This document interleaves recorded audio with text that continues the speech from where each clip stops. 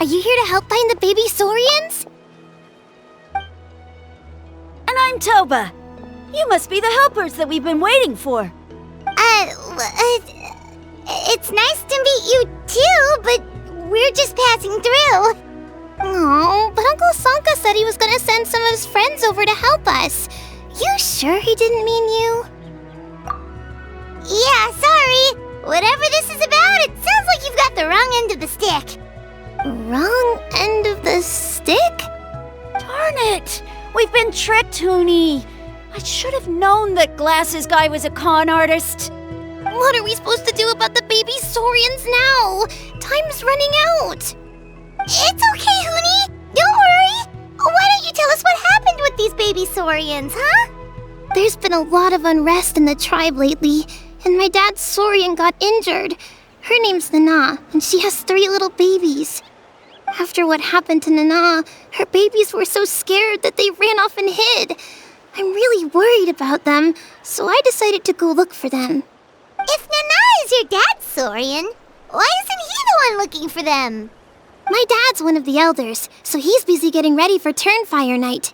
It's a really important ceremony, more important than this, anyway.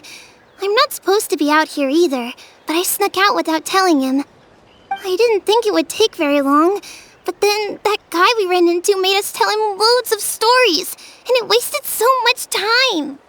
Yeah, he was so selfish. He doesn't have a heart. It's all right. Don't let him get to you. We're here now and we'll help you because we care a lot, don't we, Traveler? They should be. I already managed to find their tracks, and it seems like they're hiding on the cliff. Really? Wow! Thank you so much, Mr. Traveler and Miss Paimon. Awesome. You gotta be careful out on the cliffs, though. They're really steep. Even grown-ups have trouble climbing them.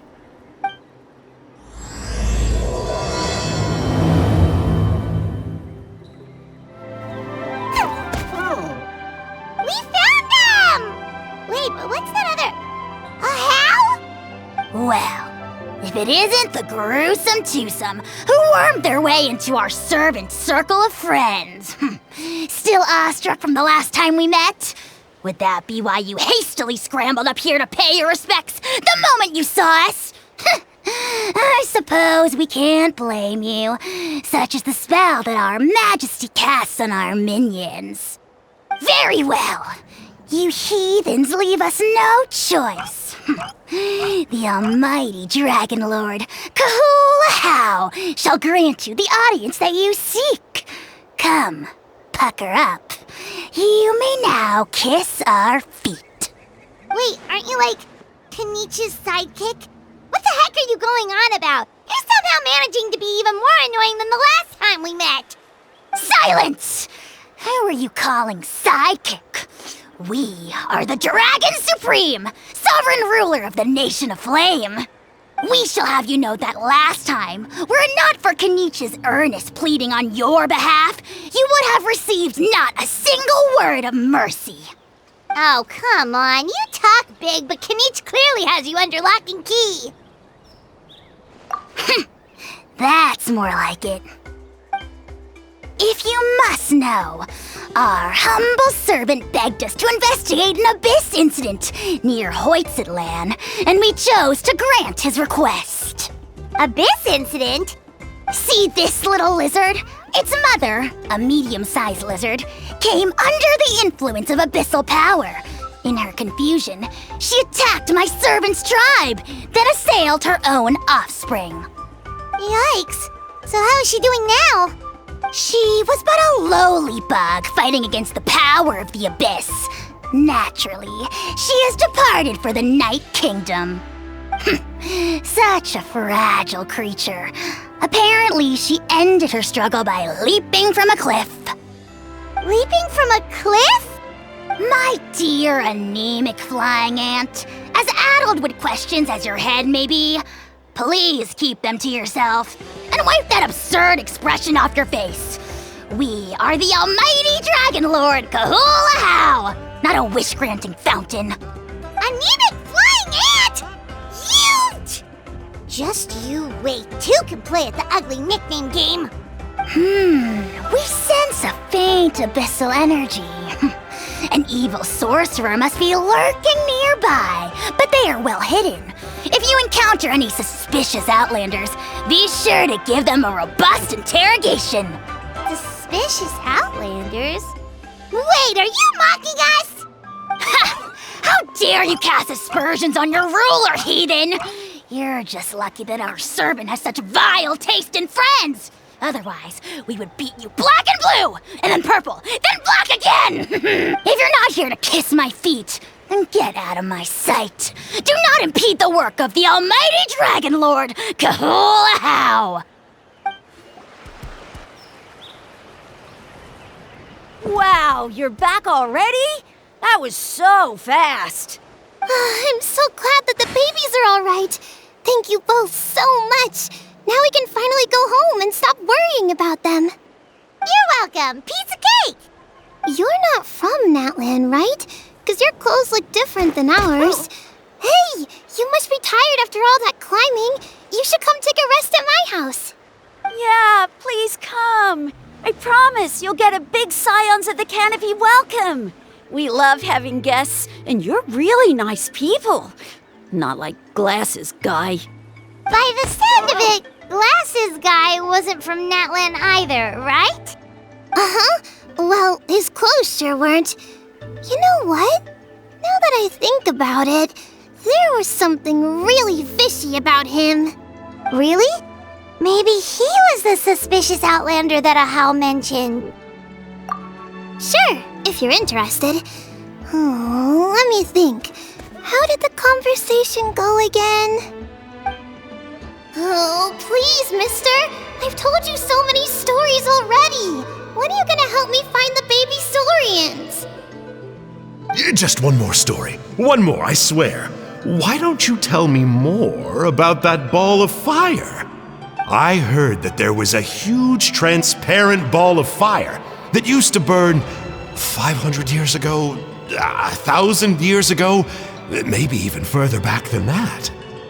Oh, you mean Turnfire. That's where the ancient name Malipo comes from. Oh, wow. So it was the origin of an ancient name. That's impressive. Uh-huh. There's a story behind every ancient name. The legend goes that the Turnfire first appeared in the era of the Grand Alliance. It was used by the tyrant ARCHON to rule over Natlan and oppress anyone who opposed him. Turnfire is different from normal fire. If you get set on fire with it, you'll feel horrible burning pain from behind you, but you won't die from it right away. And whatever you do, you mustn't turn back to look at it. Why? What happens if you turn back? As soon as you turn around, poof! You get burned to a crisp. Well, good golly gee. I mean, it's one thing to singe someone's clothes, but burning people alive? That is a big no-no in my book. Right? How nasty is it to burn someone from behind and not even let them turn around to look? ARCHON really was an evil tyrant. Yes, shocking behavior. Now, let me guess. Eventually, a valiant hero came to save the day? That's usually how these stories go. Good guess, Uncle Glasses. Seems like you really know your stuff. The hero was called Yupanqui. He's the ancestor of our tribe. Yupanqui was friends with ARCHON the tyrant, and also Shibalanke, the first Pyro Archon. He was working as an ordnance officer for the Grand Alliance at the time. He didn't like how ARCHON was such a cruel tyrant, so he stole the Turnfire and threw it at the ARCHON's army. The soldiers couldn't defend against it, and they all got turned to ash. And that's how our ancestors set our people free. But just as he was about to leave the city, he thought he heard ARCHON calling out to him from behind. It caught him off guard, and he turned around to look. But ARCHON wasn't there. All he saw was a city burned black, an army in ruins, and giant flames reaching up into the sky. A split second later, the flames he saw burst out from inside his eyes and swallowed him up. All it took was a single glance. As soon as he looked back, he was burned to a crisp. The question is, was this the price he paid for stealing the Turnfire, or the price of turning back? Nobody knows the answer, but the fire that consumed Yupanqui burned more fiercely than any other. It burned for 100 days until it burned a hole right through the ley lines. And then, the flame dropped into the deathly dark Night Kingdom, where it still burns to this day. The grown-ups say that it lights up the path that leads to the next life. But for the dead to be reborn, they have to accept the flames and be purified by the fire first. It's like a final look back at your life, where you have to answer for everything you did. Anyway, that's the story of Yupanqui's Turnfire. Ah, a fine parable indeed. So, is it true? Is it really possible to find this fire in the Night Kingdom? I don't know. I think it's just a story. Either way, I assume this name has been passed down in your tribe ever since?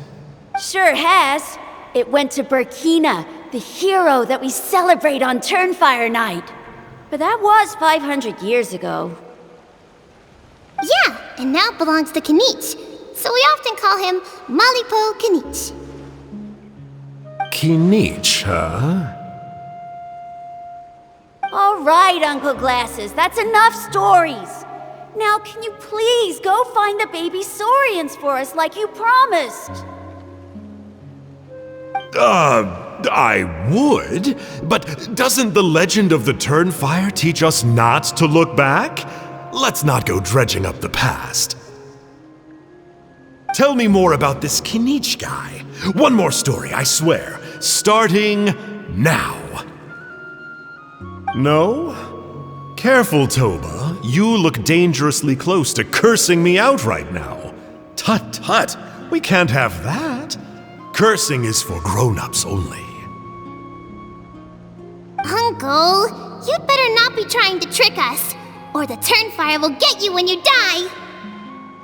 How would it get me if I'm outside of Natlan? Uncle Glasses isn't from here, you know. Unlike you. Huh? Wait, is that? All right, kiddos. I'm a man of my word. 2 of my friends are on their way here, and, yeah, they'll help you out on my behalf. Work them like dogs, okay? That's what they're here for. Don't go easy on them just for my sake. Really? Well, first, can you tell us your name? We met at the foot of this cliff, so beneath the peaks, let's go with Sanka. Seriously? If you don't believe me, turn around and see for yourselves. They're right behind you. Huh? Where? Oh, wait! Uncle Sanka, where did you go? Yeah, definitely a fishy character. It sounds like he was digging for info about the ancient names. Yeah, and not only that, but he betrayed us too. He'll pay for this. All he got out of us was some stories, though. What's the worst that could happen? Traveler, maybe we should go tell Kinich about this. Ahau says he's investigating it, but he's a bit of a loose cannon. We probably shouldn't take him at his word. Huh? You know Kinich? Not very well, but we have met him before, and one time we had a meal together. Aw, man, I'm so jealous. I never even spoken to him. He's so cool. He's the Saurian hunter, and he has a really awesome ancient name. Me neither. I don't think my dad really likes him, though. He always tells me to stay away from him. Probably because of that little creep he always hangs out with. He's nasty, and he's so full of himself. Oh, the creep who calls himself Kahul Ahau? Yeah, we've had the pleasure of meeting him too. He sure loves pushing people's buttons. Exactly. I don't know why Kinich partnered up with him. Why didn't he pick me instead? Uh-oh! Huni, look how late it is. We've been out way too long. We better get home now or we'll get yelled at. Oh, yikes. You're right. Okay, well, this path here leads to our settlement. If you decide to visit, remember to come to my house. If there's anything you need, my dad can help get it for you. Hope to see you soon. We gotta run. Bye for now.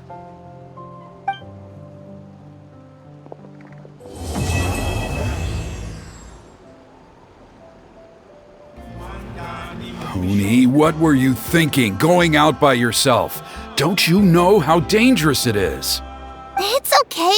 Toba helped me. And we met some kind strangers who helped us, and... Kind strangers? What made you so sure they were so kind, huh? Oh, I suppose they had kind stranger written on their foreheads? Yeah, actually, they did. In big, bold letters. Don't talk back to me. The Mountain King problem still hasn't been solved. What would I do if I lost you too? No dinner for you tonight. They were good people, Dad. Dinner or no dinner. Hello again, Huni. It's Miss Paimon and Mr. Traveler. Dad, it's them. They're the ones who helped me.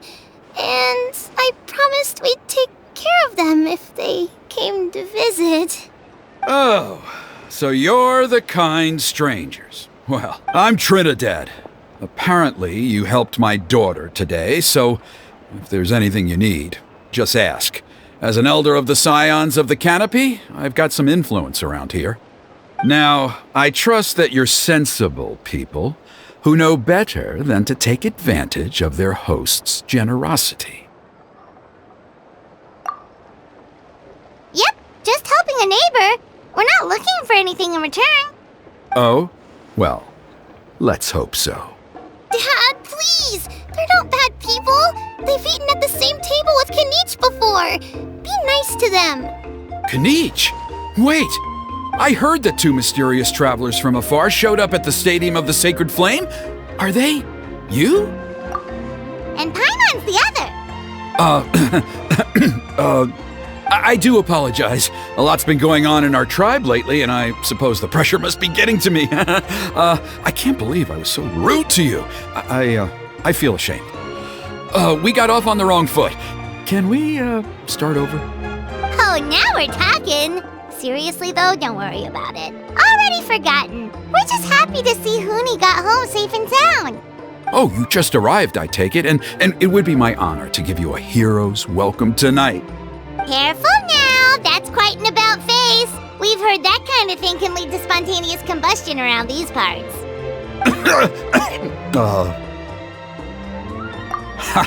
My dear traveler, you are very perceptive indeed. Go inside now, Huni. Dad's got some important business to discuss. Okay, look after Mr. Traveler and Miss Paimon. They're very special guests.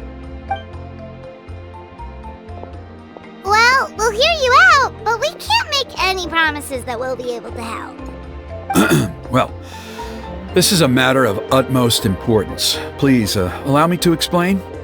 For many years, our tribe has celebrated the Turnfire Night. It is a traditional ceremony among the Scions of the Canopy in which we remember our ancestor, Burkina, and his companion, Kangamato, the Mountain King. Burkina was a hero who bore the ancient name Malipo, and Kangamato was a powerful Yupanqui warrior. Together, they fought against the Abyss. They were victorious, but it came at a great cost. Burkina paid with his life. The Mountain King survived, but was contaminated by the Abyss, and he remains in hibernation to this day. Normally, Yupanqui never live longer than a century.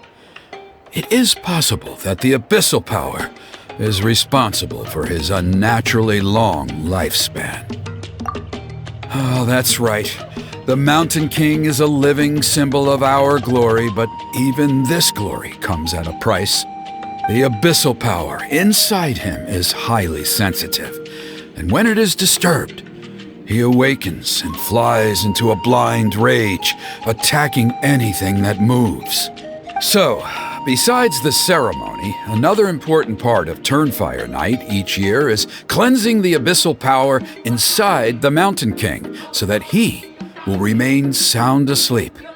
However, abyss-related incidents have been on the rise in that land lately, as I'm sure you're both aware.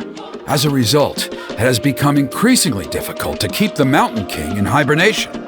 Only 5 months have passed since the last Turnfire Night, and he's already showing signs of instability. Has he woken up again? He has. We managed to contain the situation by performing a makeshift ceremony right away, but it was a close call. He could reawaken at any moment. Also, he attacked and wounded my companion, Nana, during the ceremony. She became contaminated by the abyss as a result, and... We heard. Such a tragedy. We're really sorry for your loss. Yes, and Nana wasn't the first. Anyway, right now we're preparing for an exceptional Turnfire Night ceremony, and we need to find a suitable flame bearer. From what I've heard about your adventures, I believe you would be perfect for the role. Of course. Plus, he's a bona fide hero who inherited the Malipo name. Oh, you mean Kinich? Yes, he's the one. A hero, worth his weight in gold. And unfortunately for us, he's all too aware of that. No prizes for guessing what he said when I asked him to host a Turnfire Night outside of the annual schedule. An exceptional ceremony? Oh, I'll have to charge an exceptional price. I swear, no other concept exists in that boy's brain. I'm not the one to usually talk about people behind their backs, but I'm convinced the Wyab got hit on the head and took a wrong turn the day it chose to give that ancient name to him. I mean, have you ever heard of a hero whose mantra is, "What's your asking price?" Oh, and don't get me started on that insufferable Ahau he hangs around with. Thinks he's God's gift to mankind. Pompous fool. Yeah, Paimon has to agree on that last part. Anyway, the fact is, the ceremony can just as easily be done without him as long as we can find someone else. And besides, you two seem like much better candidates. So, what do you think? Well, there's only a few days left before the ceremony. We can't afford to waste what little time we have on negotiating with him. No, I much prefer if you would consider taking his place. Wonderful! I can't thank you enough. Huni was right about you. You have kindness in your hearts. Come with me to the other side of the mountain. I'll bring you up to speed on each step of the ceremony. As experienced warriors, I'm sure you'll pick it up in no time.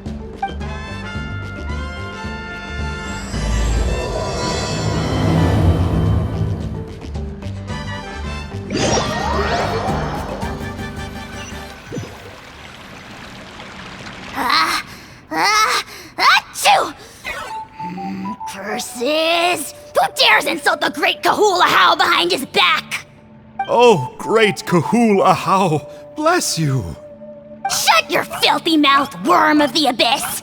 Your putrid words defile the air we breathe. You make the almighty Dragon Lord, Kahul Ahau, sick to the stomach! Speaking as a member of the Abyss Order, that's music to my ears. Exactly the kind of reaction we're going for. But on a personal level, I gotta say, it's pretty hurtful. Ugh, never have we heard such brazen blustering from someone who is inches from death! Up yours, Four Eyes! We spit in your face! Okay, well, that I am at a loss to explain. How do I manage to stay so chirpy and cheerful? I can only guess it's some kind of powerful magic. But I digress. Mr. Kinich, I admit it, you, sir, are a legendary hunter. Still, the only reason you caught me is that I was reluctant to run away. You see, I'm very interested in the lore of your tribe. Kay? Is that it? Kay? Aren't you intrigued to know what it is about you guys that prompted a visit from the Abyss? It's the extreme sports! The other day, I narrowly avoided getting hit by a very brave soul who just leaped off a cliff. I think you call it bungee jumping? Anyway, I was very impressed. That is what I call embracing the spirit of adventure. Look, I even did a painting inspired by the bravery and freedom of the scions of the canopy. You scum-sucking swine! Ugh, I swear, if you go bungee jumping, it'll be without a rope! Head first off the tallest cliff, with a band of hunters on your tail, and nowhere left to run, and a bottomless cesspit waiting for you on the ground. You say that, but I get the sense that Mr. Kinich isn't planning to take my life right now. On top of that, I'm tired of spying on you from afar. So why don't we just negotiate a comfortable operating distance that works for both of us? I've heard that the most important thing in human relationships is to respect each other's boundaries. What do you say, Mr. Kinich?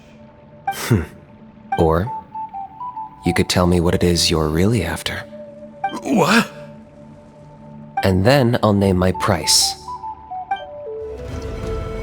The abyss contamination is back. No surprises there. No doubt that explains the Mountain King's recent activity. See those torches over there? Those are the Sacred Flame offshoots that we requested from the Stadium of the Sacred Flame. They contain the power of the Pyro Archon. Are you saying that the Sacred Flame and the Turnfire are the same thing? Well, for ceremonial purposes, at least. Sending someone to the Night Kingdom to retrieve the legendary Turnfire isn't exactly an option. More to the point, though, the Sacred Flame is able to burn away abyssal filth, so that's why we use it in the ceremony. Gotcha! So basically, we just need to clean up the filth with the Sacred Flame. Well, that's one part of it, yes, but the complete ceremony is a bit more complicated than that. First, the flame bearer must collect a kindling of the sacred flame from the starting point, then use a grappling hook to fly up into the sky and light each of the sacred flame pillars. Then they must go down into the canyon, all the way into the cave where the Mountain King slumbers, lighting braziers and the final altar along the way. The most skilled flame bearers can accomplish all of this without touching the ground once. As much as I hate to admit it, Kinich is capable of this. Wow! He can do all that flying without ever falling to the ground? Well, of course Paimon can. It'd be much harder for you guys. Well, don't worry. It's not a requirement of the ceremony. You're allowed to touch the ground. The only thing you're not allowed to do is turn back. The flame bearer must always keep moving forward. You can't skip a pillar, then come back to it after lighting the next one. To do so would be to disrespect our ancestors. So, what actually happens if you do turn back? Surely the fires don't just go out. If you're not careful, you might get burned. What about today then? Does the same rule apply?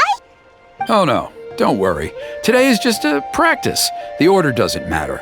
You just need to take the sacred flame, cleanse the filth, then go light all the braziers. Are you ready?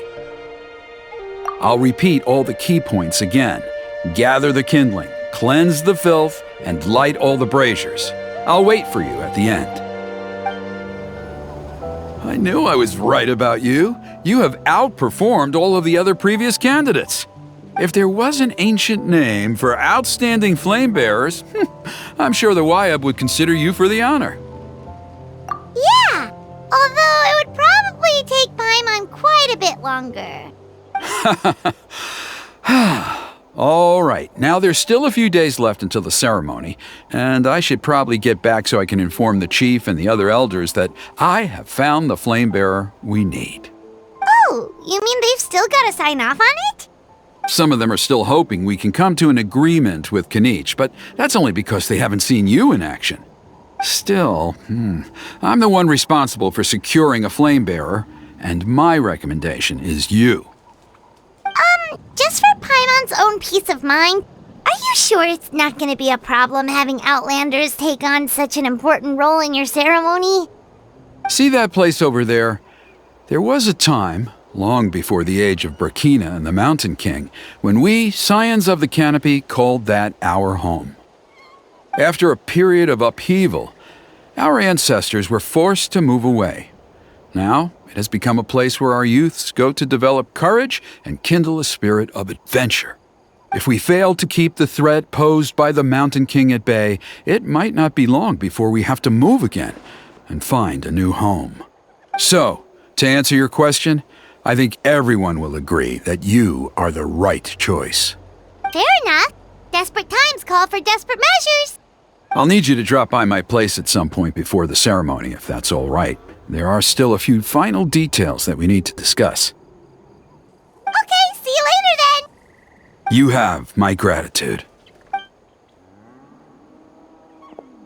We've helped out with a lot of other local festivals before, but this one feels a little different. Anyway, let's take a break before heading back to Trinidad's place.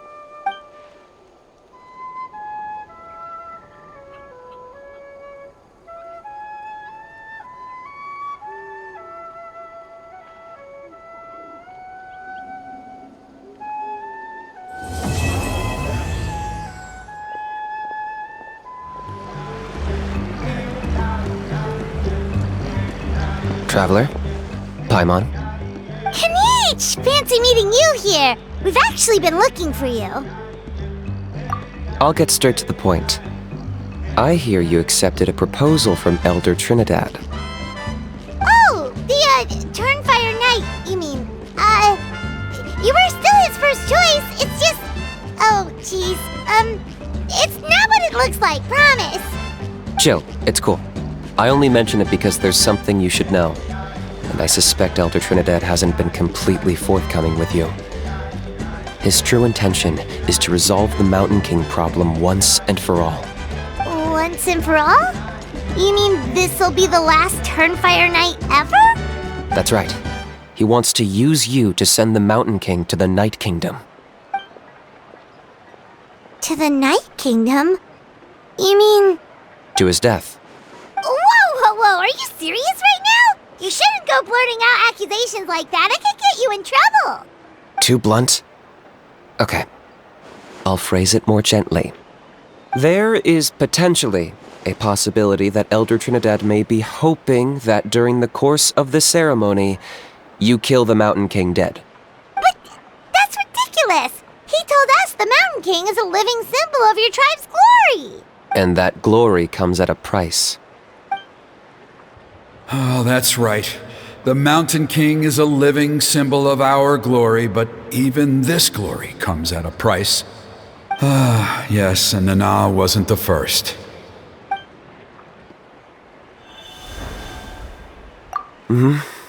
She likely won't be the last to lose her life either. Still, is killing the Mountain King really the only way? It seems so extreme!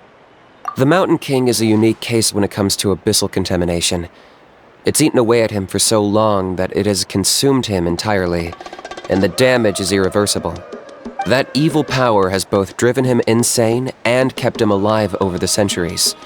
So, to look at it one way, once it's completely purged from his body, the Mountain King will finally be able to rest in peace. In past ceremonies, we've only purged around half of the abyssal power. This was to strike a balance, to keep him alive, but also keep him asleep. Trinidad didn't say anything about how much power he wanted us to purge, but he did say there were some more details to go over before the ceremony. Then it sounds like you'll know for sure soon enough. If he really asks us to kill the Mountain King, what should we do? I know this must come as quite a shock, so I suggest you act like you didn't hear anything for now. But would you have time to visit the chief after your meeting with Elder Trinidad? I'd like to make a deal with you. What kind of deal? One that comes at a very reasonable price. I'm sure you have plenty of other questions, but we can talk more later. Good. See you soon.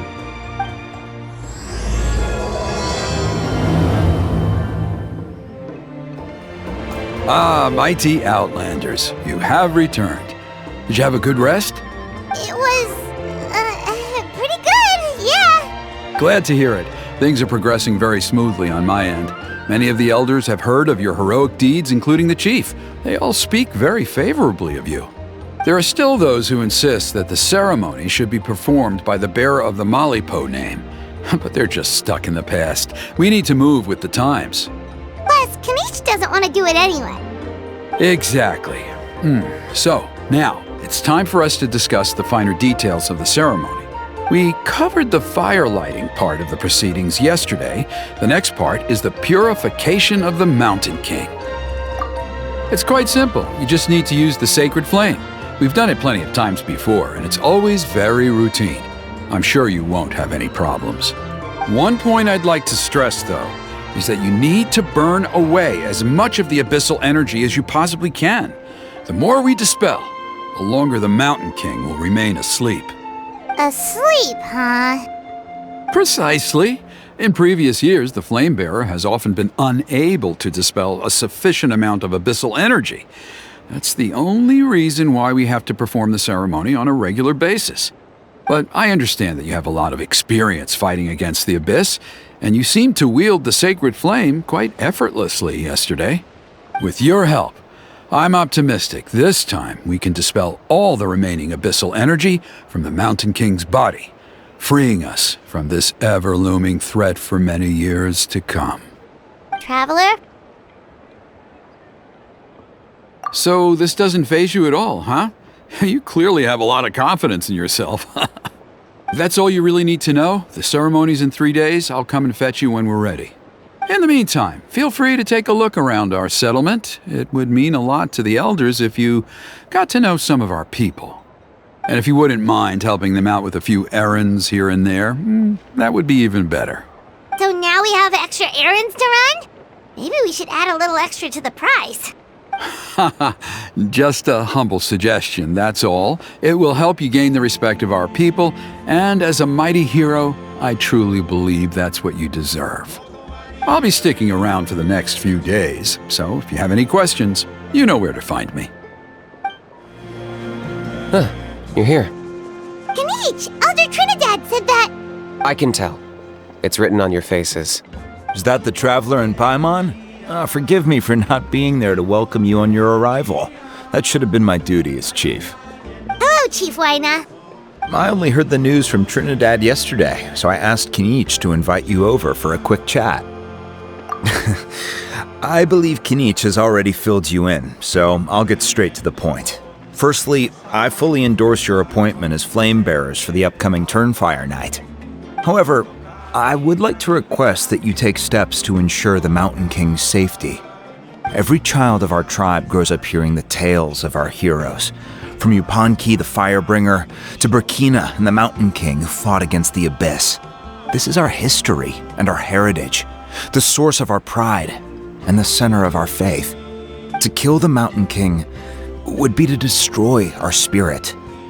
I would never be able to face our ancestors in the Night Kingdom. Nana's death was a great tragedy, and I do not blame Trinidad for the actions he has taken. Nevertheless, I cannot allow any harm to come to the Mountain King.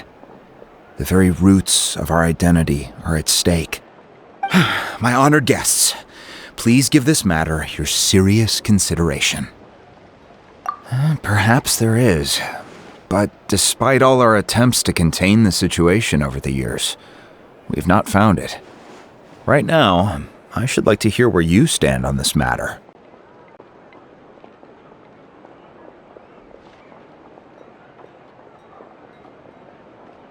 Though I sense that your mind is not yet made up, I'm still comforted by your words. There are 3 days left before the ceremony. I hope they will bring you clarity. So, Kinich, earlier you were saying that... Let's walk and talk. I'll show you around the tribe. That works too. Paimon needs to get some air after this. Kinich, Paimon finally understands why you turned Trinidad down. You knew what he was planning, didn't you? That's why you didn't want to be the Flamebearer this time, because it's a double-edged sword. The whole Mora thing was just a sneaky excuse. Double-edged sword is right. But my response wasn't merely an excuse. To solve this exceptional problem, an exceptional price must be paid. I'm working on it. Really? Well, come on then, let's hear it! In a moment. Didn't you have a question you were about to ask me? Oh yeah. What was it again? Oh, right! We need to talk about how he's completely unhinged! changed? I agree that he has a problem. He needs disciplining, so I hired him a teacher. You got him a teacher? Oh, Paimon would love to see him get scolded for bad behavior. Anyway, moving on. When we ran into a How, he said you two were investigating some abyss thing together. Is that related to the whole Mountain King situation? Yes, that's the angle I've been working on. I'm a Saurian hunter, but I occasionally hunt the abyss too. One time I was pursuing some purple demonic dogs when I accidentally entered a hidden space. I did some research after the fact. Apparently they're known as beastly rifts, and there are many of them of all different sizes. That's where those purple dogs were coming from. So, if we can locate one of these beastly rifts, clear the monsters out, and move the Mountain King inside, he'd be able to continue living, but without posing a threat to the tribe. Whoa, that sounds kinda crazy. Would it really work? It's not without its risks, of course. There's a lot of unknowns in the equation. For instance, for all we know, a prolonged period inside the rift could make the Mountain King's condition worse. Still, we desperately need something like this, even just as a temporary measure.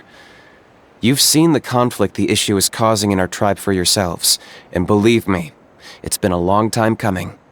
The chief is adamant about keeping the Mountain King alive, whatever happens. Paimon can understand. It's less about the Mountain King and more about preserving your culture and heritage.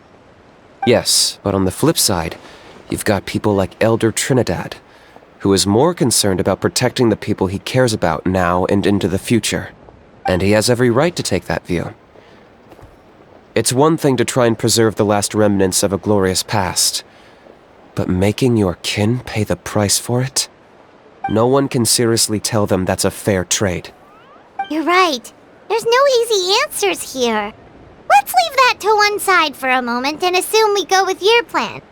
How do you actually intend to find one of these beastly rifts?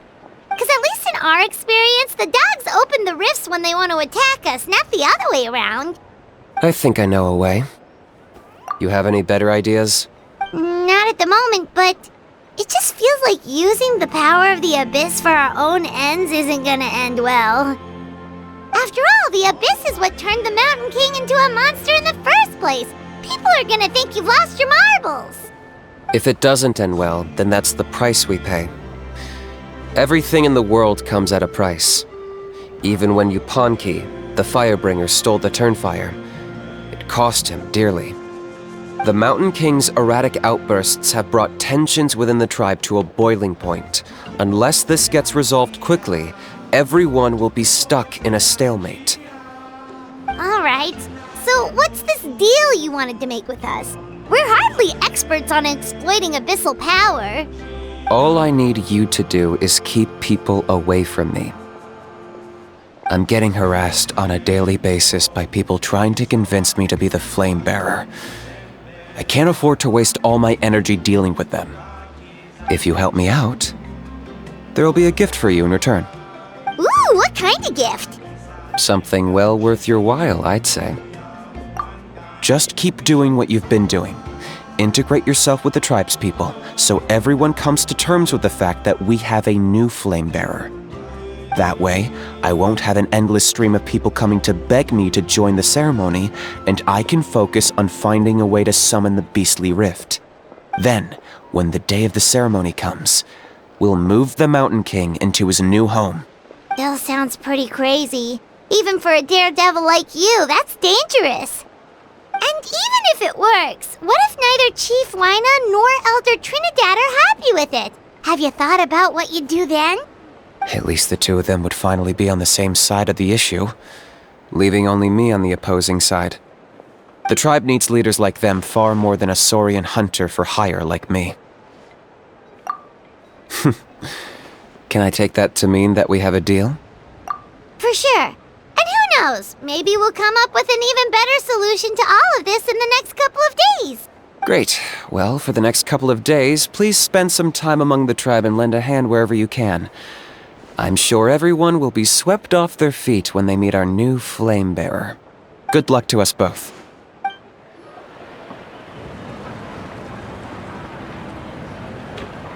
Huni, how can you call the Mountain King a monster? Because he hurt a lot of people, and look what happened to Nana. But it wasn't on purpose. The Mountain King is sick, that's all. He's been hurt by the Abyss. That's true, but the fact remains that he's now a threat to all of us. How can you be so harsh to someone who's sick? If you don't take back what you just said, I don't know if we can carry on being friends.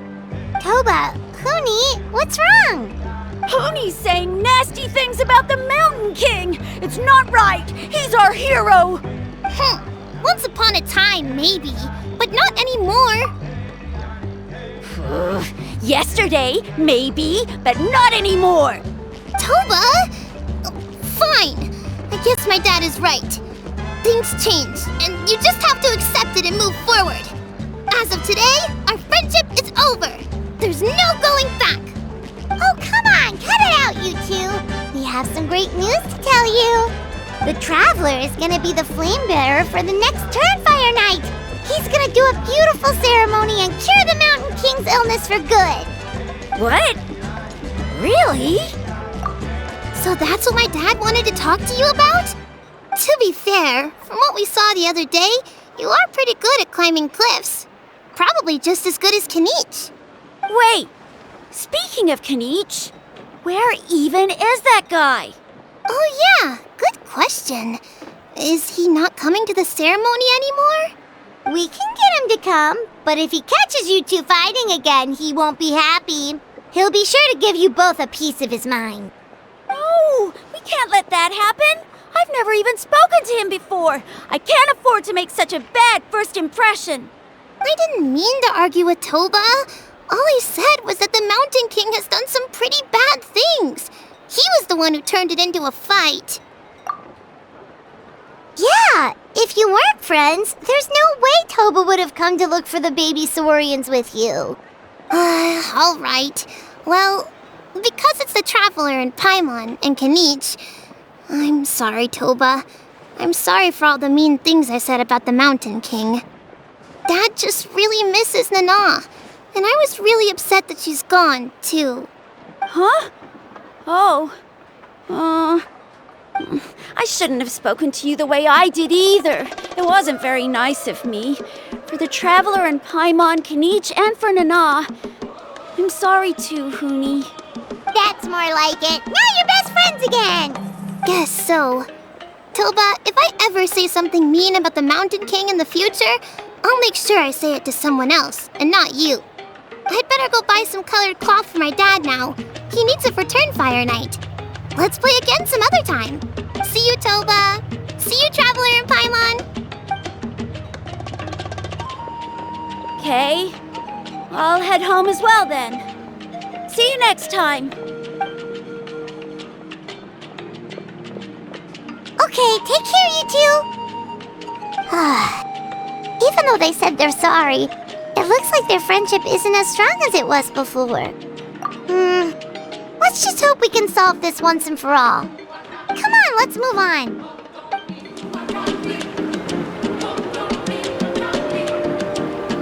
Hey there! What's happening here? A rehearsal for the Turnfire Night dance. Ooh, there's a dance involved? Paimon wants to learn too! You don't know it? I guess you're not from these parts, huh?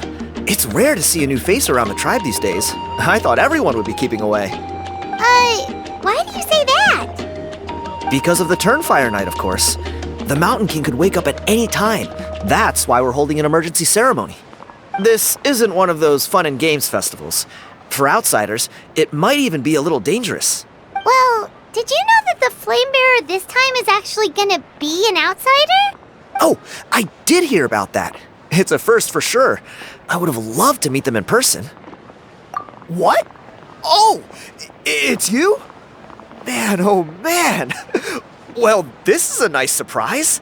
It's funny, I was just thinking that I'll probably miss out on meeting the new Flame Bearer since I'm not taking part this time around. Then suddenly, there you are. Must be my lucky day. You're not taking part in the Turnfire Night? How come?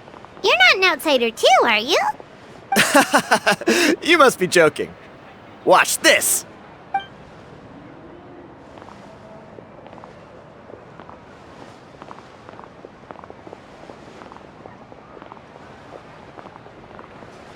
Not bad, right? Yeah, I'm considered one of the better-looking guys who dances beneath the pillars of the sacred flame. Been doing it a few years. Always gets the ladies out to watch. Oh, very impressive. So why'd you quit? Well, I feel like the whole Mountain King situation is getting more and more precarious. It's just not safe here anymore. One of our elders' Saurian companions even lost her life not long ago. The question is, what are we gonna do about this in the long term? But our leaders don't have any answers for us. They're probably too busy fighting about it amongst themselves. The way things are going, it's only a matter of time before it gets violent. So I figured, you know what? Now's as good a time as any to get away for a little while. Go do some exploring. You look a little disappointed. Disappointed? Nah, it's a great opportunity to go see the world. As every male scion of the canopy knows, wherever you are and wherever you go, the only way is forwards. We take pride in that. I won't forget my roots. I managed to get in touch with the Saurian Relics Association. They gave me a simple test. Find a decent quality relic, and they'll make me a member. What's the Saurian Relics Association? You've never heard of it? It's a group of amateur history enthusiasts who do research on the ancient Saurian era. They're all about collecting relics and remnants from that age. Speaking of which, the guy who was Flamebearer before you, I've heard that his Saurian buddy comes from that time. A how? A how's a relic from an ancient Saurian civilization? Oh, yeah, him. So you know those two already, huh? Then, do you know how they met? It was deep inside some mysterious ruin, and they signed a contract there. The association folks say that the kind of contract usually comes with a huge hidden cost. Really? That sounds ominous. Who knows? But if it's true, Kinich can probably handle it. He knows what he's doing with weighing up contracts and costs and stuff. I doubt he'd make a contract that doesn't benefit him. Strangely enough, I actually happened upon a strange mural a while back, and it looked to me like it was depicting a Saurian and a human involved in some kind of Saurian-era contract ritual. Oh, does that count as a relic then? You bet it does. I was all ready to go take a picture of it and use it as my entry ticket to the association. But after all the abyssal activity recently, I heard that area's been overrun by monsters. The best laid plans, huh?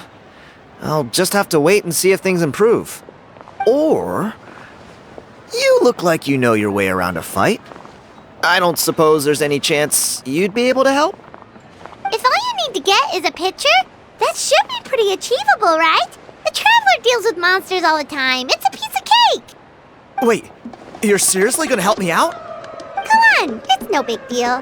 Compared to some of the things we've been roped into before, this is nothing. Pyro Archon above, you two have hearts of gold, you know that? You're the kind of people who could dive into the Turnfire deep in the bowels of the Night Kingdom, and it wouldn't burn a single hair off your head. Of course it is. All right, come with me. I'll show you the way.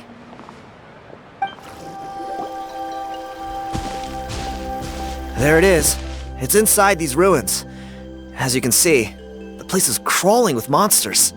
Alrighty then. Stay back and take cover, Tiago. This could get dangerous. We'll take care of them. Great minds think alike. I'm not about to cramp your style.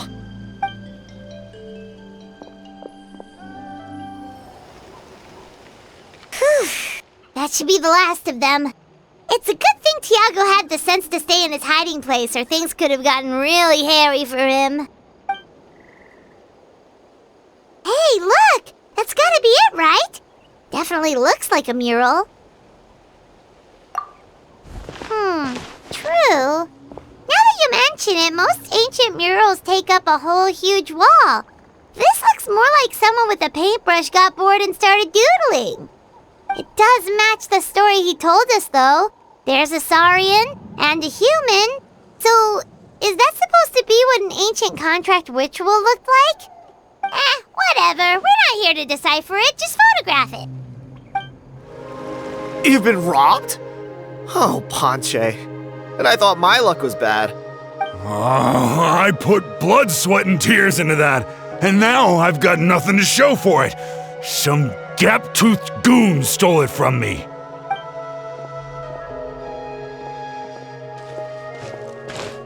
Tiago, is this the picture you were looking for? Let me take a look. Yep, that's the one. Pyro Archon above, you two are superhumans. Hey, Ponche, come and say hi to these guys.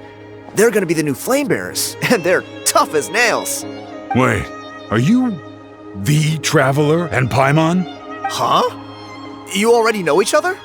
I don't think so.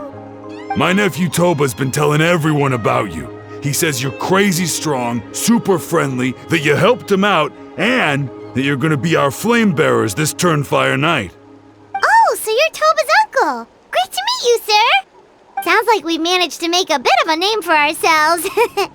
Toba's not wrong, my friend. These two are honestly some of the nicest, most genuine people I've ever met. Everyone speaks incredibly highly of them. Seriously, if you're comfortable telling them about what happened, I guarantee you they'll sort it out in no time. Really? All I want is to get the fruits of my labor back. Allow me to explain. Ponche is a well-known scholar within our tribe, author of the widely acclaimed book, Yupanqui's Turnfire.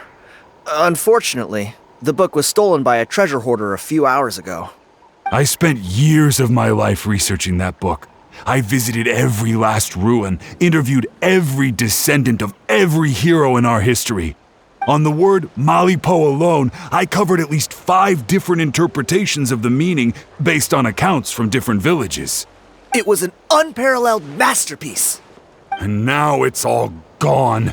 That little goon ambushed me during my morning walk. He snatched all of my belongings, including my entire manuscript. That book was everything to him. It's like they robbed him of his soul when they took it. Look at him. Lost and listless. He's a shell of the man he was. Dear honored guests of our clan, I am but a helpless old student. If only for Toba and Tiago's sake, please help me, I beg of you. See what I mean, Ponche? Now you've run into these two, your luck's about to change, big time. I don't know if he's still there, but come on, I'll take you. Hey! You thieving rat! Give me my things back! What do you want now, you old bum? God, you're a waste of space. Prepare to get shoved butt first into a tree hollow. Oh, what's this? Brought a little bodyguard with you, huh? All right, let's see what you've got. What's this? Eat dirt, suckers!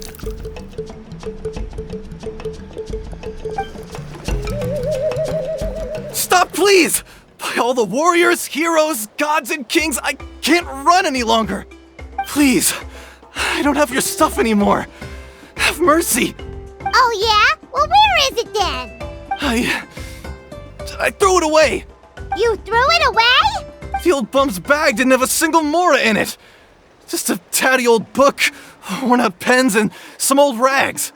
All that time lying in wait was for nothing. I was so mad I just threw all of it away. Is that really the truth? Okay then, where did you throw it away?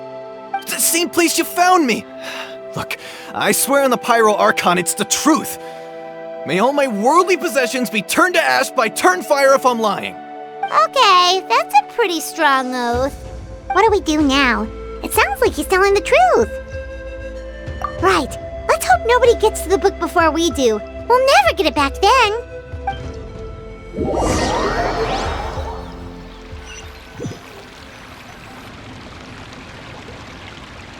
Although the Turnfire is a heroic symbol in Huitzatlan, it always comes with the more ominous implication of eventual tragedy.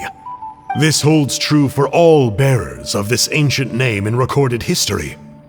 Each one of them died of non-natural causes, as if the specter of the Turnfire was always lurking in the background. This appears to suggest the existence of some higher power that is always watching the name-bearer, examining their actions, and eventually demanding payment in return. None can escape this payment, unless, perhaps, they could honestly swear by Turnfire to never make a single mistake in their entire life. Yupanqui's Turnfire. What an incredible work on ancient name philology. I can't believe it was just lying there for me to take.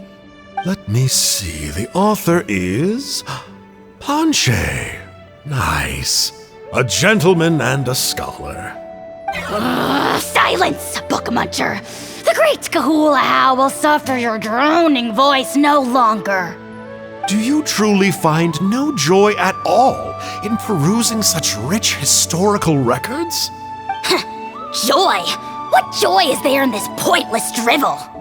Well, it makes a pretty shocking prediction. Every bearer of the ancient name Malipo eventually meets a grisly end. Maybe that's the price you pay for the name that means price? What? You're saying Kinich will die a violent death? So I'll finally get to take over his body? When will that glorious day arrive? The great Kahula demands to know! Wow, you are just irredeemable, aren't you? An agent of chaos down to the core. You make us Abyss Order folks look like saints in comparison. Silence, maggot! To presume that anyone compares your kind with the great Kahula is sheer vanity. And if that day ever comes, oh, your doom will soon follow. You don't need to lecture me about Doomsday. Here's what I know, based on countless historical texts. All civilizations will be reduced to rubble by the passage of time. From ancient kingdoms to heavenly thrones to worlds beyond, there are no exceptions. But from the ruins of every civilization, the dust will rise and never settle, thus transcending the confines of time.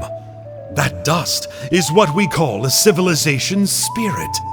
And you, great Kahula, are one such speck of dust from a bygone age. I've paid dearly for the chance to observe you up close. Now, let me take a good look at you. We'll see whether any memories of that age still remain inside you.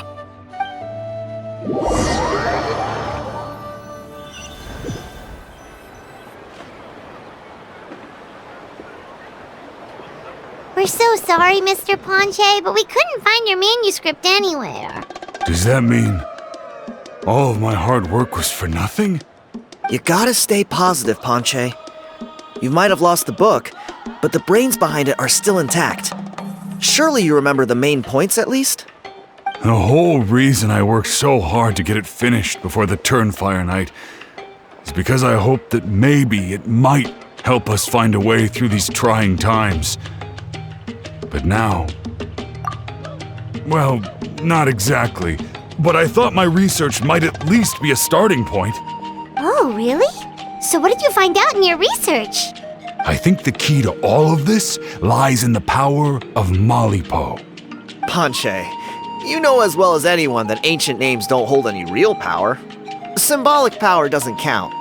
You're right, but Malipo may be a special case. Given that it first arose in the era of the first Pyro Archon, it might contain remnants of Xbalanque's power. Yeah, I remember that story. My grandpa told it to me when I was a little kid. Maybe you're the special case. Most kids stop believing in that stuff by your age. I'm not talking about childhood superstitions here. There is evidence. Like what? Like the fact that the Mountain King is still alive. Everyone attributes that to the power of the Abyss. But there's more to it than that. The key factor is that Burkina summoned the power of Malipo at the cost of his own life. If you don't believe me, then answer me this.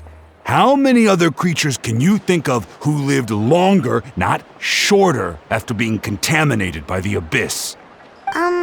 Traveler, different situation but similar idea. Doesn't this remind you of the hilly... So, I came to the conclusion that Malipo must refer to some mysterious ritual involving a tit-for-tat exchange. It began with the first Pyro Archon, fell with the Grand Alliance, then was buried in the Night Kingdom, and now it awaits the call of its new bearer. Hey. Sorry to interrupt, Ponche, but You seem to be getting a little overexcited. I'm sorry. I was originally planning on presenting my findings to Kinich. I'd hoped he would be attending the upcoming ceremony. Sounds to me like you dreamed up one fanciful theory to support another. Kinich, what are you doing here? I more or less finished what I was doing, so I came to have a quick catch-up. Now a good time? Kinich! I'm onto something. I haven't worked out all the details, but you have to attend the Turnfire night.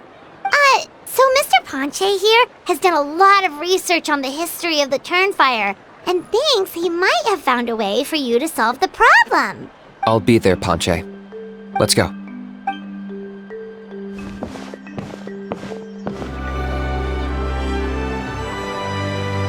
Here will do. Yeah. I'd like your help giving it a trial run tomorrow. If that works, we have our planned come Turnfire night. Sounds like you're not considering Ponche's idea. You heard him. He hasn't worked out the details yet. We need a more practical solution with concrete steps to follow. Yet? Are you saying you think he might actually be onto something? I think it's possible, based on something I know about the war 500 years ago. Burkina didn't fall to the abyss. He was killed by the Mountain King in an episode of madness. In his final moments, Burkina made the fateful decision to not fight back, and instead pass his blood and power on to the Mountain King. Maybe he thought the Mountain King was stronger than him and more valuable to the tribe. Or maybe it was just out of loyalty to his friend. Either way, I can believe the Turnfire was involved. Whether you think his sacrifice triggered it, or his fate was sealed from the moment he took the Malipo name, it makes sense to me. How can you drop these truth bombs with such a straight face? This is what I've gleaned from my many interactions with the Mountain King.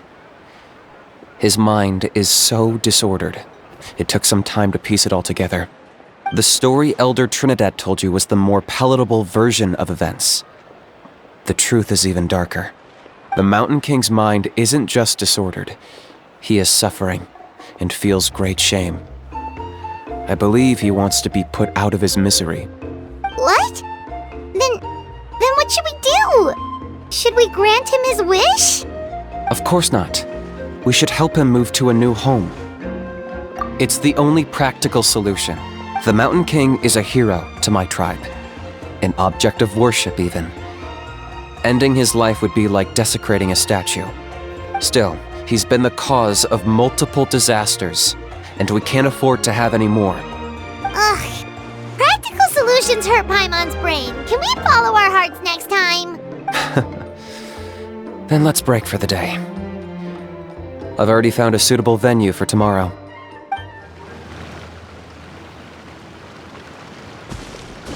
You're here. Very punctual. Oh, so the gruesome twosome come crawling back. Here to make amends after the gross irreverence you displayed last time? Very well. The almighty Dragon Lord Kahula shall grant you the audience that you seek. Now pucker up and kiss our feet. Kinich, didn't you say you found him a teacher? He's just as out of control as ever! Hey! No one gets to discipline the almighty Dragon Lord Kahula. No one! Maybe because I've never had a gentle-natured companion like Paimon to compare against. Is that a compliment? Yeah, I see what I'm missing out on now. And it's a lot. Kinich! We could drown this measly flying ant in one droplet of spit! How dare you compare her to the almighty Dragon Lord Kahula? Oh, just wait till I possess your dead body! I will commit heinous atrocities! Tear down your legacy! Destroy your reputation! Wreak havoc on your...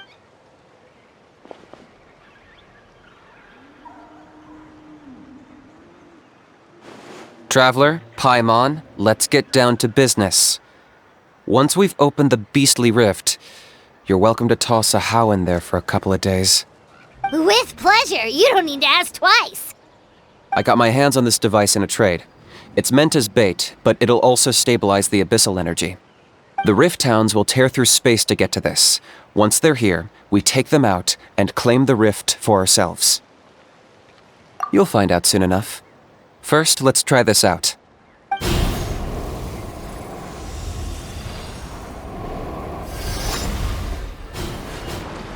Uh-oh. Are there even bigger ones on the way? You see, Kinich? I'm a man of my word. In fact, I'd say I under-promised and over-delivered. Nifty little gizmo, isn't it? I take it this is your true form? Now that our deal is complete, it's time to start the next phase of our relationship. I made a promise to the great Kahula How, and now I'm here to seize your body for his use. Cliché, I know. The hero's trusted partner sells him out to the abyss in a shocking act of betrayal. Cue bad guy speech and drawn-out death sequence. Huh? Angel? Huh? Huh? What are you two doing here? Oh, Mr. Kinich, this is not what we agreed on! Traveler, this is the gift I got you. I know you're looking for intel on the Abyss Order, so I thought he might be of use to you. But it looks like you've already met. Yikes. Frosty reception. Gotta say, I kinda pictured this moment going a little differently. Tears of joy welling up in your eyes as you say the words, "It's good to see you again, old friend." Don't be ridiculous. Sounds like you've been reading too many romance novels. There we have it. Change is inevitable and nothing lasts forever. What a pity. Well then, time for you to meet the new me. This time, please call me Sanka. Sanka! Aha! So you're Glasses Guy! You tricked Huni and Toba into telling you a bunch of stories! What does it matter? A name is a superficial label. It's what's deep down inside that counts. And I've shown you the deepest parts of me. That would explain a lot. Why else would you show up here and start acting like a wise guy? You looking for a fight? I'll pass. I do rather like you, as I've said before, but my one quibble is that you really don't know your own strength. Wait, of course! You're the one behind all the recent Abyss activity! Let Paimon guess, you've been provoking the Mountain King too! Haven't I told you before? I'm not part of the inner circle who do our Highness's bidding. My interests are far more low stakes. I spend my time digging for truth in ancient doodads and books.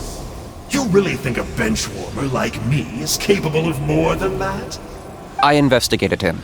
He's not connected to the recent events. Just happens to be in the area. So, I struck a deal with him. He helps me summon a rift. I allow him to do some historical research. But that's all over. And now Kinich wants to hand me over to you. Well, I was hoping this would be an opportune moment to whisk away his body. That would have given me some more time to study the great Kahula How. But now I've run into you, which is just my luck. Or maybe I've incited the wrath of the Turnfire, and this is the price I have to pay. But I don't understand. What did I do wrong? Wait, does that count? Let me think. How? You are the worst of the worst! Colluding with the Abyss Order against Kinich? How could you betray your partner? There is no betrayal. The almighty Dragon Lord Kahula How is a partner to no one. Don't worry, I told him to act as bait. Yes, and you should have picked a bigger fish. The Abyss Order? Ha! What a joke. Not even a match for our lowly servant. I put up with this toad croaking for days, and it was all for nothing. It looks like your disciplinary measures have been less than effective, Mr. Enjo. What did you expect? Behavioral rehab isn't really our thing. Otherwise, we might as well change our name from the Abyss Order to the Abyss Boarding School. The abysmal disorder would suit you better. Kinich! Dispose of him! He is of no further use to us! Traveler?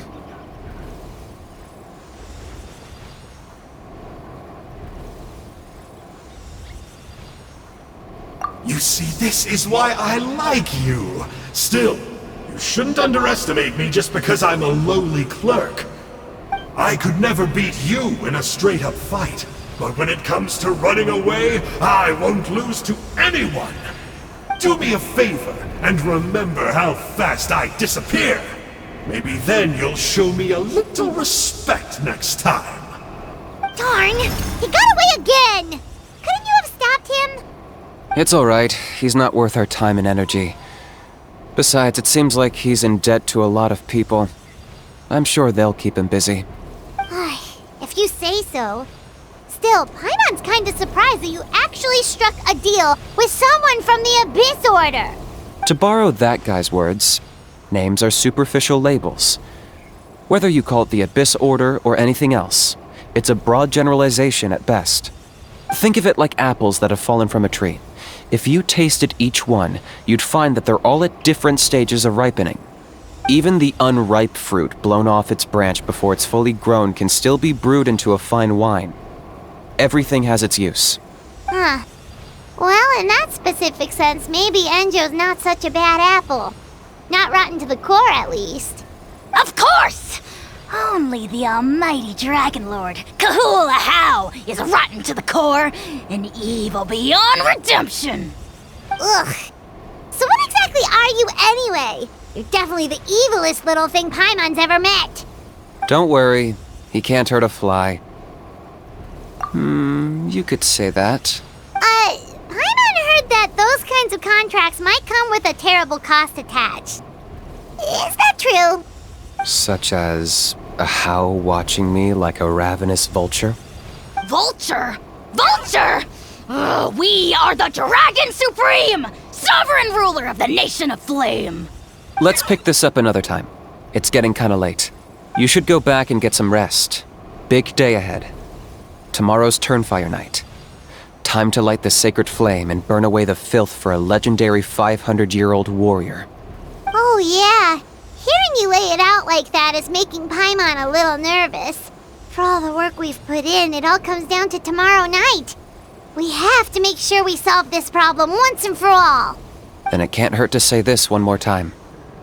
Good luck to us both. See you tomorrow.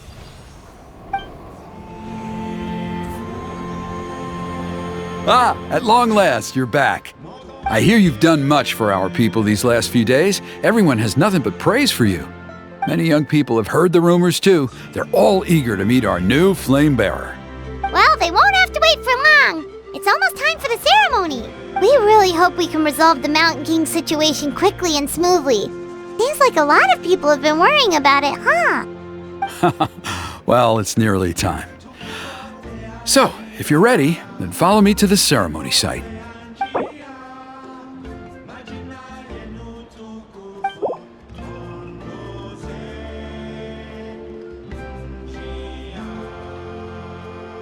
Off we go! Here we are. Our honored guests have arrived. I have heard much about your fine work over the past few days. I hope you'll allow us to thank you properly after tonight's ceremony. Don't worry about it. Getting this huge venue ready must have been a huge task. No need to make extra work for yourselves on our account. Oh, if it means getting the Mountain King issue resolved, no cost is too great to bear. A resolution will come in due course, but every great fire starts as a tiny spark. We must take it one step at a time. No one would disagree with you if that were possible, Chief, but it's been far too long since we've seen a real step forward. Look around you. Can't you see how our numbers have dwindled since the last Turnfire night? The ceremony was arranged on short notice. Many are away from home and could not make it back in time. That may be so, but still. Good evening, Traveler in Paimon. Kinich! Not a moment too soon. Chief Wayna, Elder Trinidad, could you give us a minute? I'd like to give the Traveler a few pointers as the previous Flamebearer. Very well, but make it quick. Let me know when you're done and we will begin the ceremony. Let's step to the side. Has anyone gone over the key steps of the ceremony with you yet? Yeah, Elder Trinidad did, but, Paimon seems to have forgotten them? What a surprise! The flying ant has an ant-sized brain. If you don't want your tongue to be burned off by the sacred flame tonight, I suggest you stay quiet. See those sacred flame pillars? Once you've lit the fire, go light each one up in turn. Once that's done, head down into the cave where the Mountain King slumbers, light the braziers along the way, then bring the flame to the final altar. Then the ceremony is complete. That sounds simple enough. The process isn't complicated, but remember, you mustn't turn back at any point. If you miss a pillar, you can't light the next one, then come back to it. You have to keep moving forward, or it's seen as disrespecting our ancestors. If that happens, you won't receive the blessing of the Turnfire, and you'll have to start over. I made you a diagram that summarizes the steps. Take a look.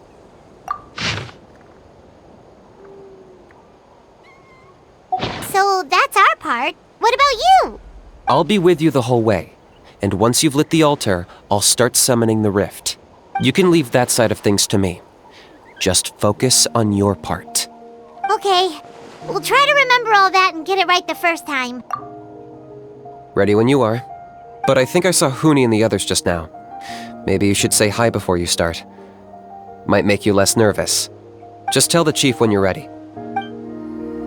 How are you doing? Is all in order? I'm counting on you. Don't forget what we talked about.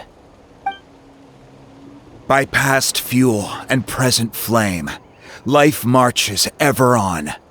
My brothers and sisters, the time has come to light the fire once again, and let the Turnfire night shine bright in Hoytzitlan.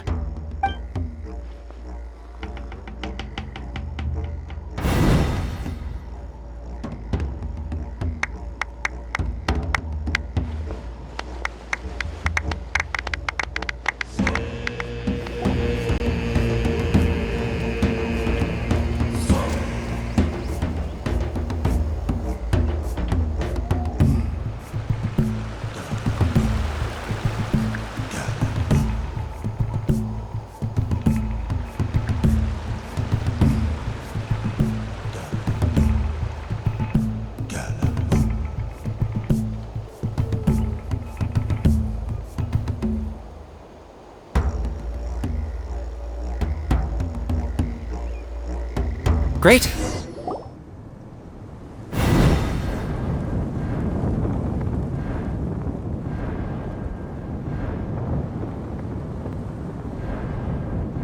Woohoo! We've lit up the final altar!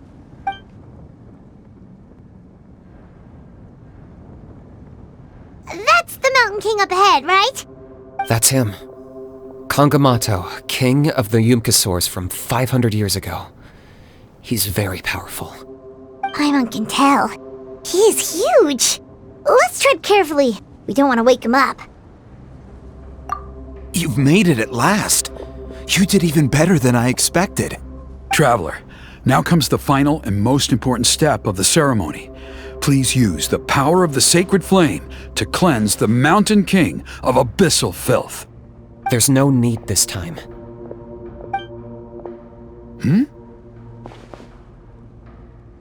Such strong abyssal power. What is that thing? Kinich, what is the meaning of this?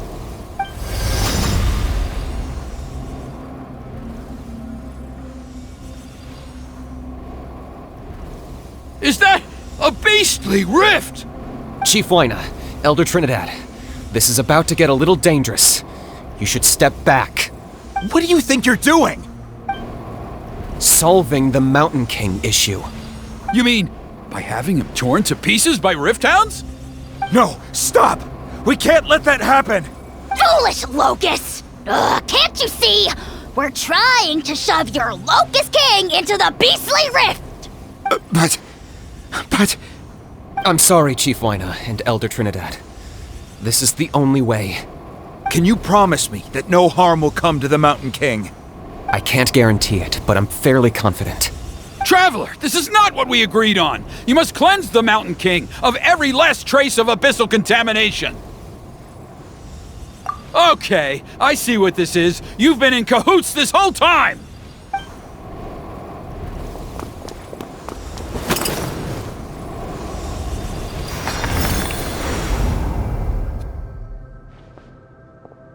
You you imbecile! What have you done? Oh no! The device is destroyed! You forced my hand. I had no choice. Elder Trinidad! What are you doing?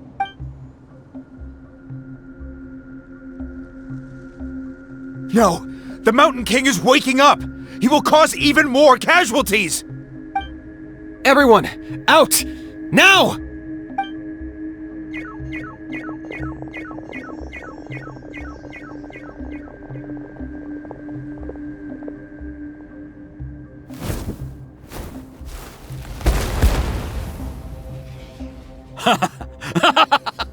Oh, it seems there is only one way to awaken you all from your willful blindness. More sacrifices must be made.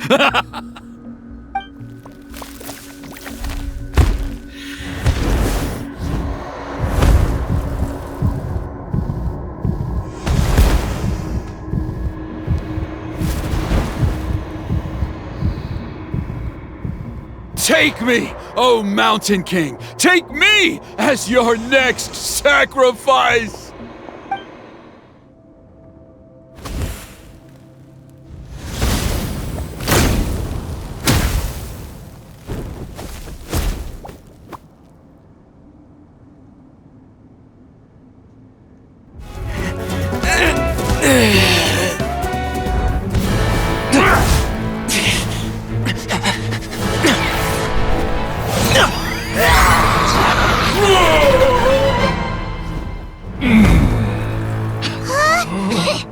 What do we do? We can't open the rift!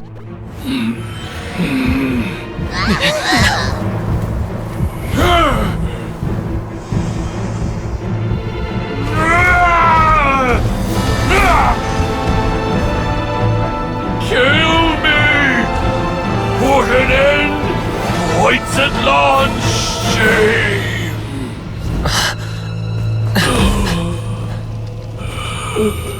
By past fuel and present flame, life marches ever on. Oh, Burkina, I must atone.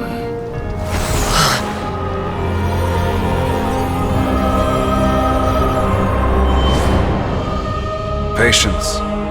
We will answer to the fire for all our deeds.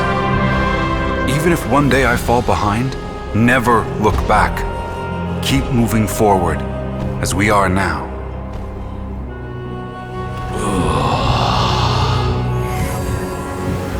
Live with your guilt and shame. This is the price to pay.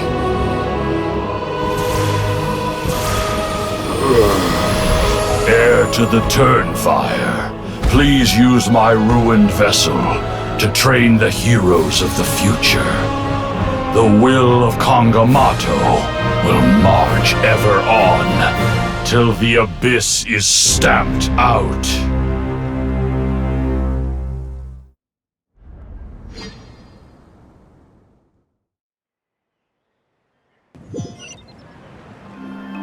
Traveler, you've come at just the right time.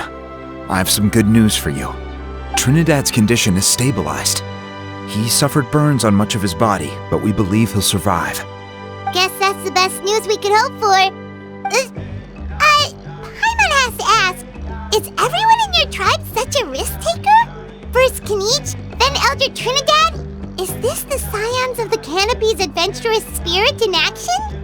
We're simply not afraid to charge ahead into the unknown. He's fine. Don't worry. He's gone to check on the Mountain King. Something most mysterious has happened. After the incident yesterday, a transparent shell has formed around the Mountain King's body.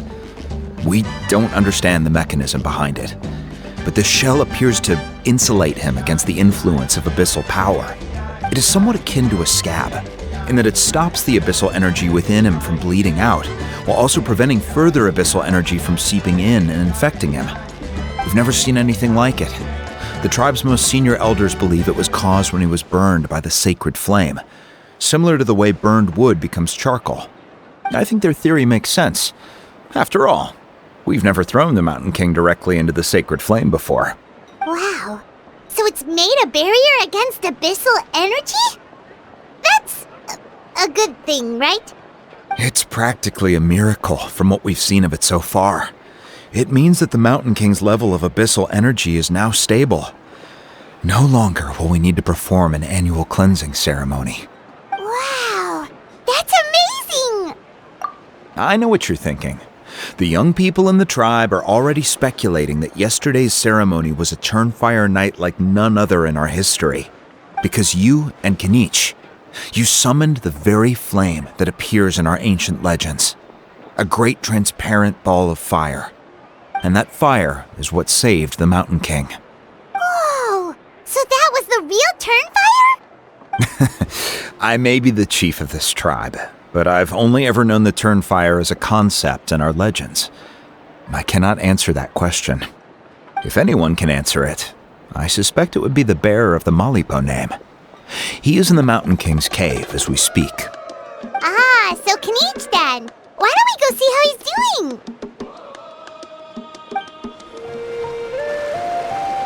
Hey, Kinich! Hey yourselves. You two doing okay after yesterday? We were gonna ask you the same question. You scared Paimon half to death when you rushed into the fire. Sorry, I couldn't just stand and watch the Mountain King get burned alive. So you thought you'd try and extinguish the sacred flame with Dendro? Or is that an attempt to make the almighty Dragon Lord Kahula-How die of laughter? The sacred flame only possesses a fraction of the Pyro Archon's power. It's not as if I was fighting the Pyro Archon herself. Kinich, when you went into the flames, were you intending to, Intending to what? do the same thing as Burkina? Sacrifice myself? Of course not. My focus was on keeping the Mountain King alive, not on what it would cost. But now I'm curious. What made you think I was going to sacrifice myself? Well, because everyone's saying the Turnfire is what saved the king last night. And Ponche's theory was that summoning the Turnfire is a tit-for-tat exchange, right? So, Paimon thought you decided to pay for it with your life. So you've heard that rumor too. I'm afraid I can't say for sure. What happened yesterday was a first for me too. Well, even if you don't know, there's probably no one in the world who does. What I would say is, if that really was the power of the Turnfire, I'd sooner believe that the Mountain King summoned it himself. The Mountain King? Then, what price did he pay? The core meaning of price is not atonement or compensation, but what you're willing to give up in order to obtain what you want. It's easy to die for your sins. Much harder to live with the guilt and keep on going. In the end, the Mountain King chose the latter option. For Burkina and for the tribe. That's the price he paid. Alright, so how is the Mountain King doing now? Health-wise, there's nothing to worry about. He'll enter a fighting stance whenever we set foot in his territory. But his attacks are gentler now and not as crazed as before. Like he said yesterday, he just intends to be a sparring partner for people to practice with. Yeah, I tried communicating with him again, but he didn't respond. We dare say that Locust King has well and truly lost its mind. The lights are on, but nobody is home. Its body remains fighting fit thanks to the perverse power of the Abyss, but time has been less kind to its soul. It was ground to a pulp long ago. But we saw him come back to his senses yesterday. That was merely one last burst of brain activity before it croaked. As you humans would say, it went out with a bang. Oh, come on! Stop being such a doomer. Paimon bets the Mountain King has finally let go of the tragedies of the past now, and is focusing on moving forward. That's why he doesn't have time to chat with us. He's too busy thinking about the future. Well, at least it means my fellow tribespeople can move forward now, too. Thank you for your help, Traveler. I owe you one. Yeah, that's right. You caught Enjo for us, remember? But he ended up being completely useless. It's not a fair trade if you lost out. That's on him. It's not your fault he's useless. Besides, we're friends now. You don't know us friends? But your friendship is an even more valuable gift. I can't in good conscience accept it for free. So promise me, if you need anything in the future, you'll come to me. For you, I'll do anything.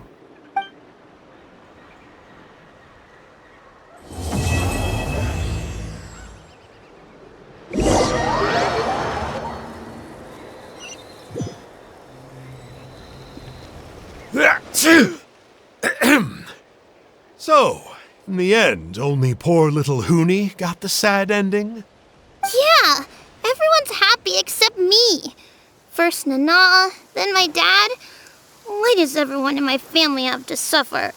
Huni, it'll be okay. Your dad will get better soon. Toba, you're my friend, so I shouldn't say this to your face. But it was all the Mountain King's fault. Huh? Now hold your horses, kiddo. If you promise not to fight, Uncle Sanka will tell you a story. Okay, before you roll your eyes out of your skull, I promise you can trust me. I almost got my eyebrows burned off by the Turnfire after last time. That's why I came back, to make it up to you. All right, I'll just get to the point. Do you know what Uncle Sanka loves the most about your people? What? Your extreme sports. Huh? On my first day here, I got hit by someone falling out of the sky. I believe you call it bungee jumping? It's a dangerous sport, to be sure, but the courage it took to make the jump impressed the heck out of me. So, I introduced myself to the jumper, we made friends, and I even helped treat her wounds. Oh, such a nice friend. Of course. Anyway, the good times didn't last, because I got captured by a powerful foe, so we had to part ways for a while. In the hands of the enemy, I was scorned, scolded, and nearly given away as a gift. Oh, it was so humiliating. A horrible experience to look back on. Why does Uncle Sanka always have to suffer, I thought. So I feel your pain, Huni. I was in the same position. But in the end, I made it through, and I left all of those painful memories in the past. I even managed to reunite with my friend. Is that it? The moral of the story is to look forward in life, right? Yeah, we've heard that one millions of times. Sorry, Uncle Sanka, but you're not cut out to be a teacher. Very smart, Huni, but not quite smart enough. What I'm trying to tell you is that after I reunited with my friend, I found her injuries were all healed, but she really missed her family. So, I thought you might like to see her too. She's right behind you. Turn around and see. Another trick about not turning back? I'm not falling for that one again. Huh?